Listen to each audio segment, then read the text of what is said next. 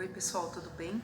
Meu nome é Daniele Nunes, eu sou acupunturista formada pela escola Pro Salus Vitalis e atendo aqui na região do Brooklyn, em São Paulo, na escola de Kung Fu Leão Chinês, onde eu também treino Kung Fu e atuo como auxiliar de instrução. Então, a convite do Movimento Respira, de iniciativa da Eugênia Barbosa e da Elisandra Maraia Vila, eu vim aqui falar com vocês sobre alimentação segundo o paradigma da medicina tradicional chinesa. O Movimento Respira tem como objetivo fazer com que as pessoas tenham um fôlego, um respiro nesse momento de crise, de pandemia. Então eles divulgam diversas atividades como meditação, Kung Fu, Yoga, Pilates, que são atividades que você pode fazer na sua casa. E com isso você pode se reconectar com você mesmo, com as pessoas ao seu redor, que estão aí perto de você ou virtualmente, e também com a natureza. Então, todos juntos a gente vai poder lidar melhor com essa situação que estamos vivendo. Então, qual é a importância de uma boa alimentação? A alimentação, junto com a respiração,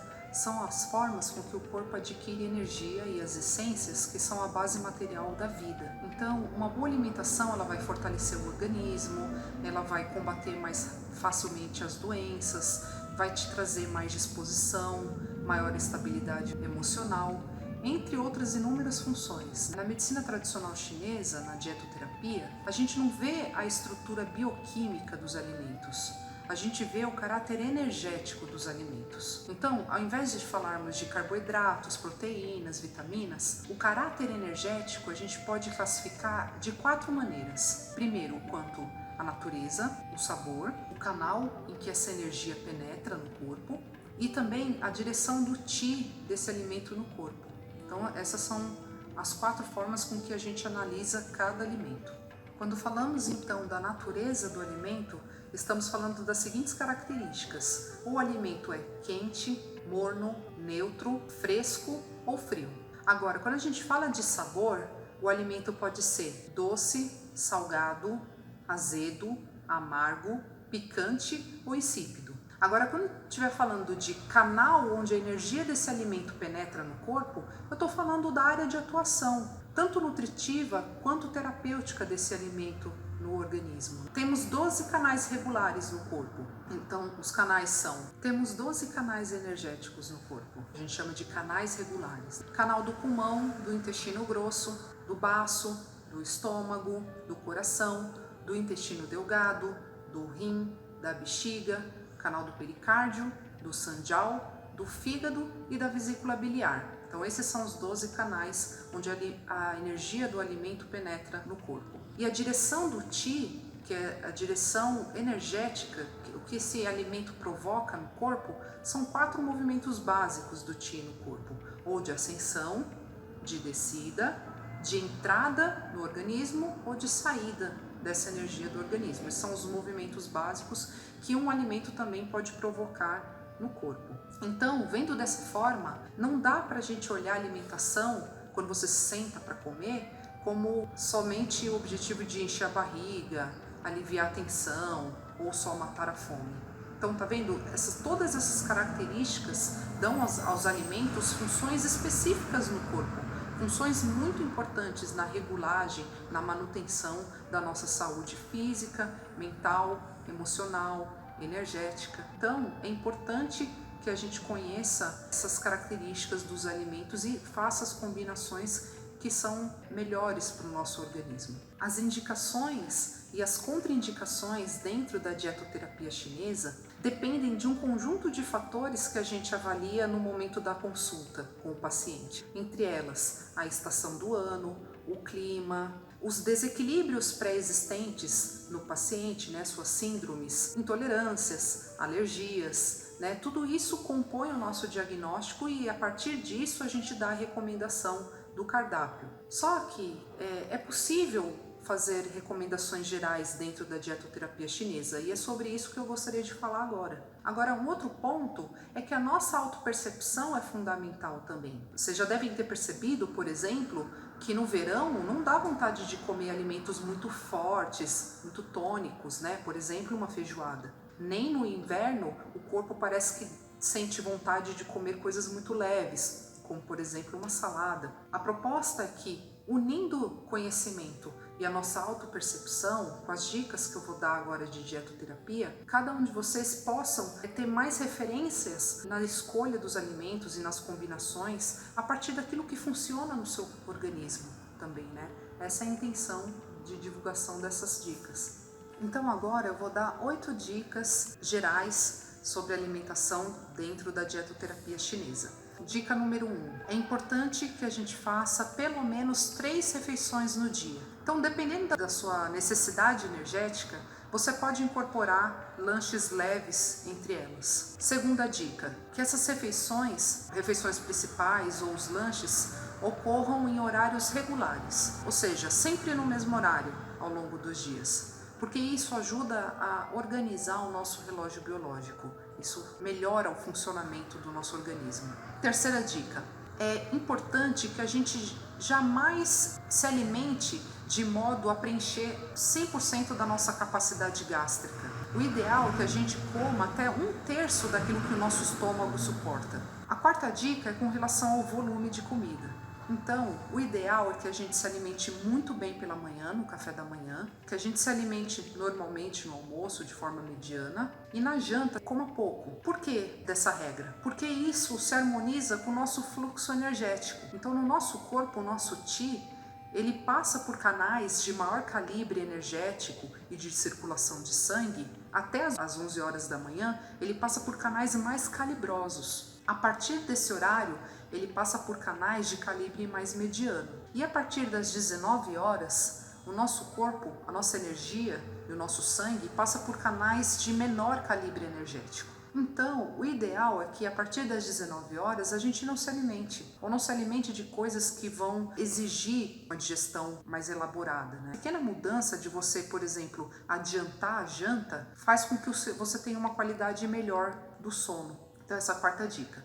A quinta dica é com relação à qualidade dos alimentos. Então, toda a dietoterapia chinesa é baseada em alimentos frescos, integrais, in natura.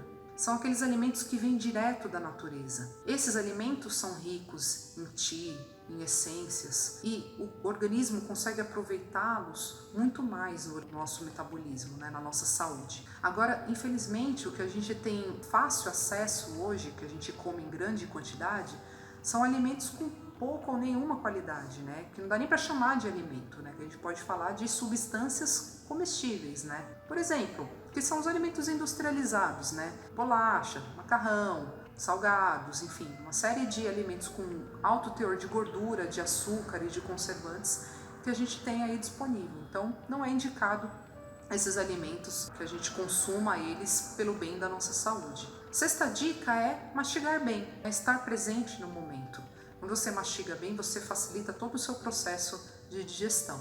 Sétima dica é não tomar gelado, inclusive evitar os alimentos que têm características energéticas frias, né? Por exemplo, os alimentos crus. Então, por quê? Porque essa região que a gente chama de jiao médio, essa região onde está concentrado os órgãos da digestão, né? Eles precisam, para funcionarem bem, aqui precisa estar quentinho dentro, né? No nosso interior.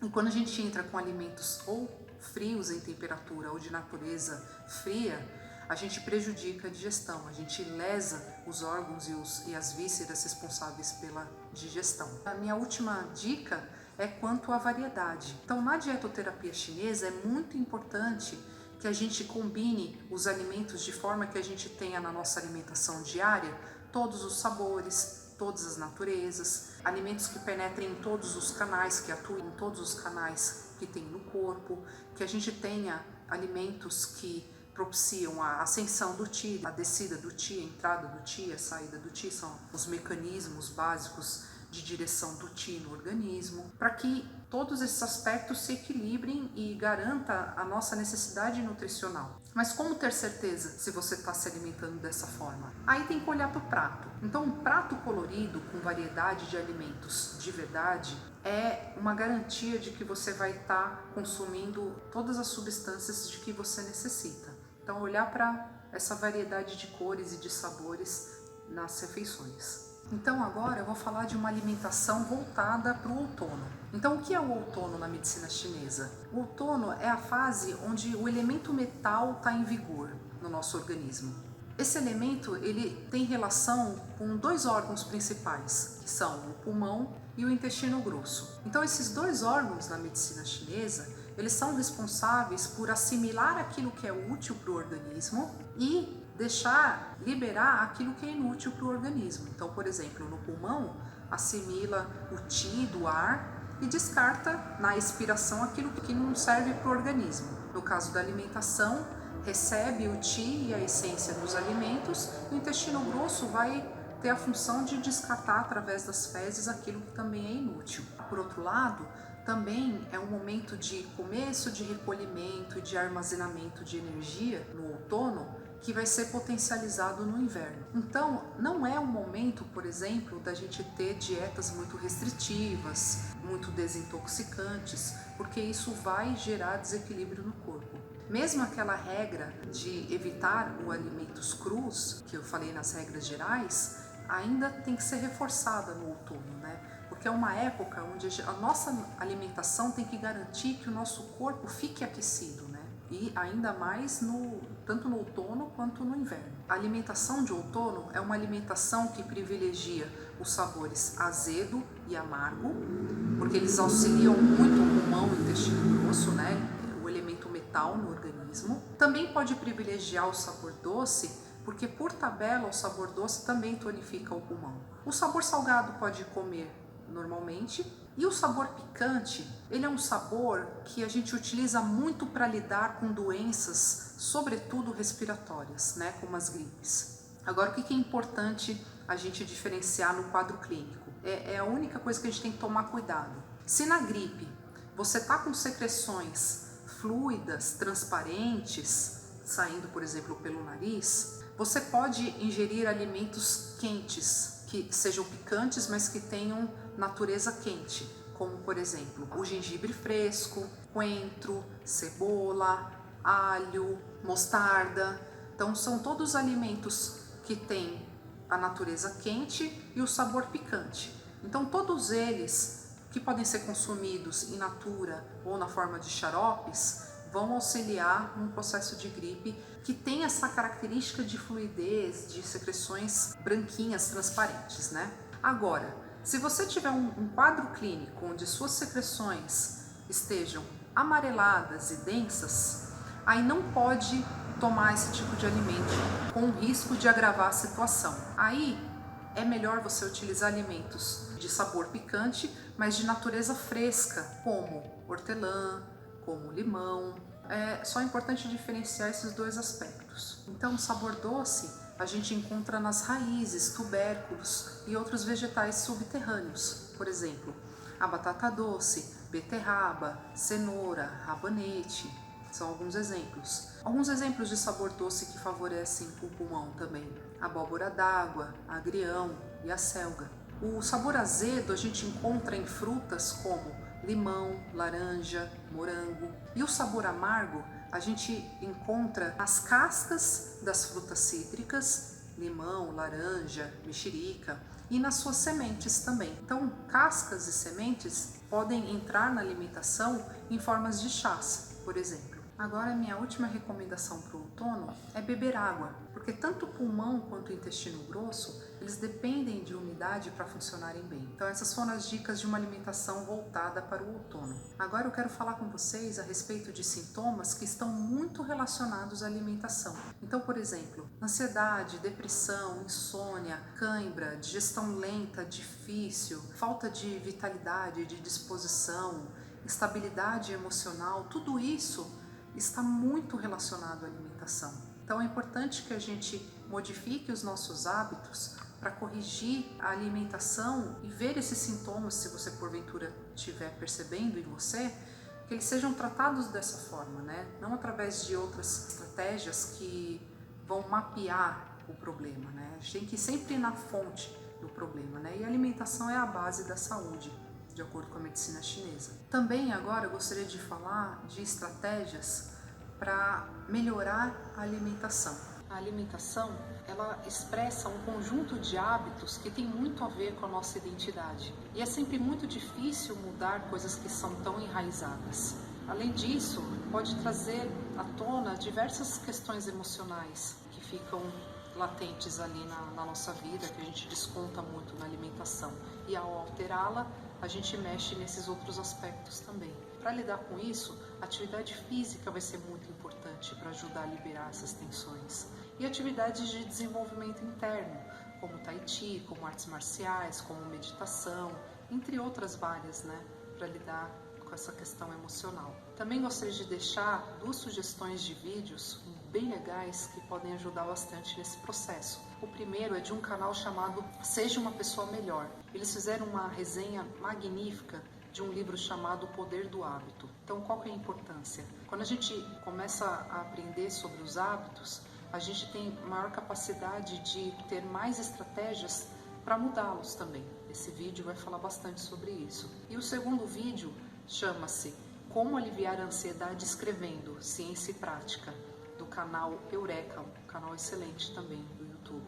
Escrever também é uma forma de aliviar a tensão. Então, se você compor como estratégia para mudar e melhorar a sua alimentação, reunir diversos dessas dicas que eu dei aí ao longo desse vídeo, com certeza você vai ter mais chances aí de ter sucesso. Então é isso, pessoal.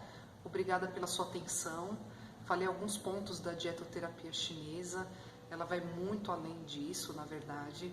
Então, para quem quiser saber mais, eu indico fortemente o curso de dietoterapia chinesa da ProSalos Vitalis, né, onde eu me formei. E também quero deixar aqui meu agradecimento ao Movimento Respira pela oportunidade de conversarmos aí sobre esse tema. E também a Escola de Kung Fu Leão Chinês pelo apoio à gravação desse vídeo. Obrigada a todos, vou deixar na descrição aí do vídeo os meus contatos e se eu puder ajudar com alguma coisa eu fico à disposição.